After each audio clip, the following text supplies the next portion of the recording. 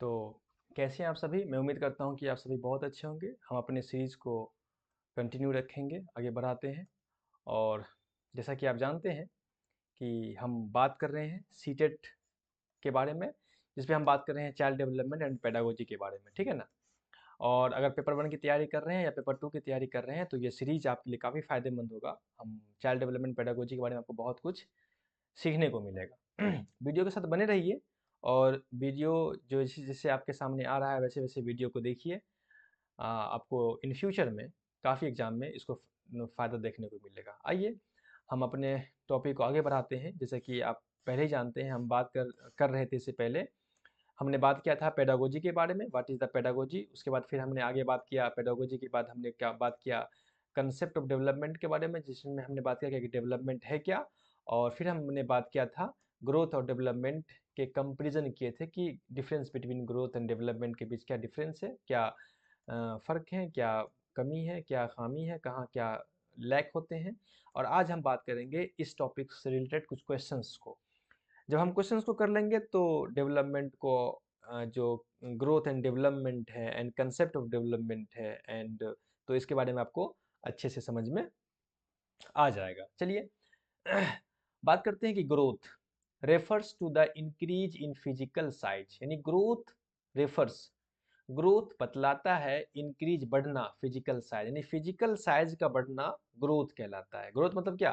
Physical size का बढ़ना बढ़ना ऑफ एन इंडिविजुअल, किसी व्यक्ति में फिजिकल शारीरिक विकास होना ग्रोथ कहलाता है। वाइल डेवलपमेंट रेफर्स, वही डेवलपमेंट किसे कहते हैं? क्या डेवलपमेंट का मतलब होता है जेनेटिक चेंज इन पॉपुलेशन, जनसंख्या में जेनेटिक बदलाव को डेवलपमेंट कहते हैं? नहीं, बिल्कुल नहीं।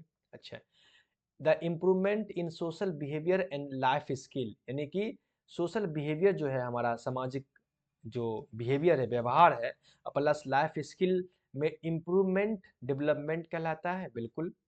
जैसा कि आप जानते हैं कि डेवलपमेंट 3 आयाम में होते हैं। अब इसके बारे में भी आगे पढ़ेंगे। डोमेन ऑफ डेवलपमेंट एक होता है फिजिकल, एक होता है कॉग्निटिव, एक होता है सोशियो इमोशनल। तो ये लाइन जो है, ये डेवलपमेंट का सोशियो इमोशनल लाइन है।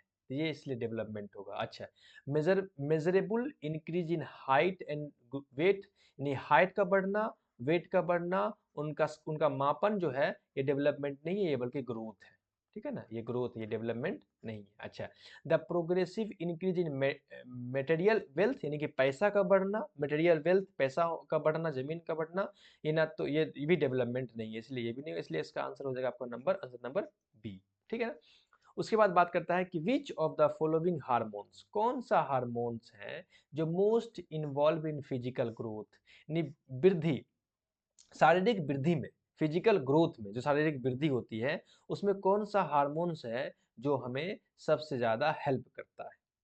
एक है मेलाटोनिन, एक है कार्टिसोल, एक है ग्रोथ हार्मोन, एक है एड्रेनालिन। ठीक है ना। तो ये जो मेलाटोनिन हार्मोन है, ये मेलाटोनिन जो हार्मोन है, ये हार्मोन करता है हमारे जो स्लीप साइकिल होते हैं ना, sleep cycle, sleep and wake, sleep and wake, यानी कि सोने उठने का जो साइकिल हमारे पास है, उस साइकिल को ये जो है बैलेंस करता है मेलाटोनिन हार्मोन।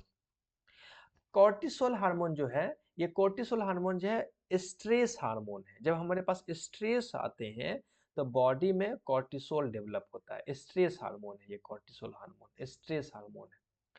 और ग्रोथ हार्मोन जो है, ये बिल्कुल फिजिकल ग्रोथ में ये ग्रोथ हार्मोन है, बहुत हेल्प करता है, इसलिए इसका आंसर होगा सी नंबर।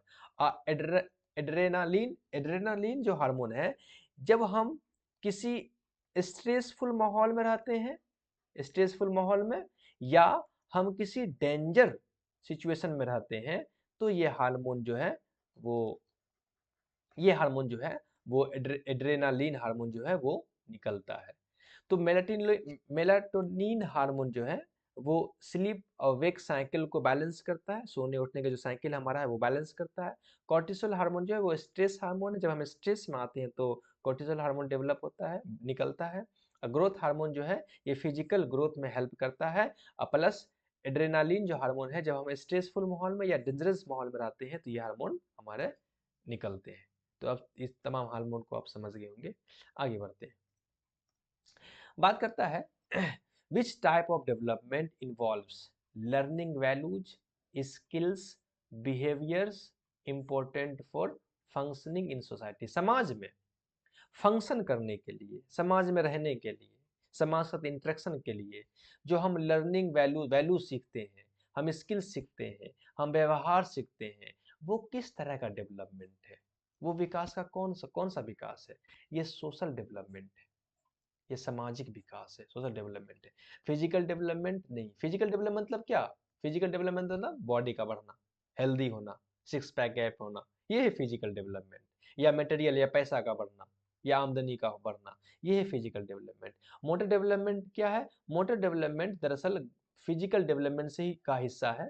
मोटर डेवलपमेंट, इसके बारे में भी हम आगे टॉपिक पढ़ेंगे कि मोटर फाइनल मोटर स्किल्स और ग्रॉस मोटर स्किल्स के बारे में हम पढ़ेंगे। तो ये मोटर डेवलपमेंट जो है ये फिजिकल डेवलपमेंट का ही पार्ट है, हिस्सा है। कॉग्निटिव डेवलपमेंट का मतलब है बुद्धि का बढ़ना, इंटेलिजेंट का बढ़ना, नॉलेज का बढ़ना, ये कॉग्निटिव डेवलपमेंट है।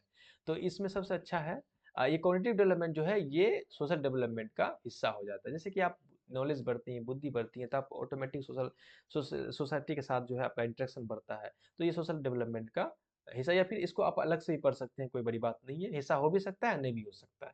जैसे कि यहाँ हम बढ़ रहे हैं, हम स्किल सीख रहे हैं, तो यहाँ कॉग्निटिव डेवलपमेंट हमारा हो रहा है ना। तो स्किल सीखना सोशल डेवलपमेंट का भी हिस्सा हो सकता है, कॉग्निटिव डेवलपमेंट का भी हिस्सा हो सकता है। तो यहाँ जो डिफिनीशन दिया हुआ है ये बेहतर सूट करता है सोशल डेवलपमेंट के साथ। ठीक है, आगे बढ़ते हैं।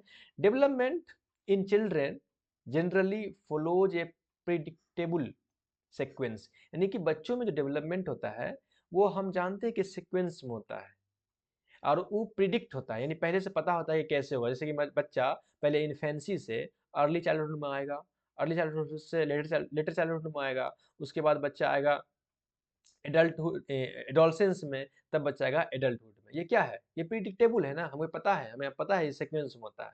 तो नोन इसे क्या कहते हैं? इसे कहते हैं डेवलपमेंटल माइलस्टोन। जो डेवलपमेंट का माइलस्टोन पहले से फिक्स कर दिया गया है, तय कर दिया गया है कि बच्चे का डेवलपमेंट जो है सिक्वेंशियल वे में होगा। यानी कि बच्चा जो है पहले इन्फेंसी से इन सॉरी बच्चा जो है पहले इन्फेंसी से आएगा अर्ली चाइल्डहुड में, है ना, अर्ली चाइल्डहुड में, अर्ली चाइल्डहुड में। और अर्ली चाइल्डहुड के बाद बच्चा आएगा लेटर चाइल्डहुड में, लेटर चाइल्डहुड में बच्चा आएगा। लेटर चाइल्डहुड के बाद बच्चा आएगा एडोलसेंस में, एडोलसेंस में। उसके बाद आएगा एडल्टहुड में। तो ये क्या है? ये प्री डिटरमाइंड सीक्वेंस है, ये पहले से तय है, इसमें बदलाव नहीं हो सकता है। और ये माइलस्टोन पहले से सेट कर दिया गया है, पहले से सेट है ये, इसलिए कहते हैं इसको डेवलपमेंटल माइलस्टोन।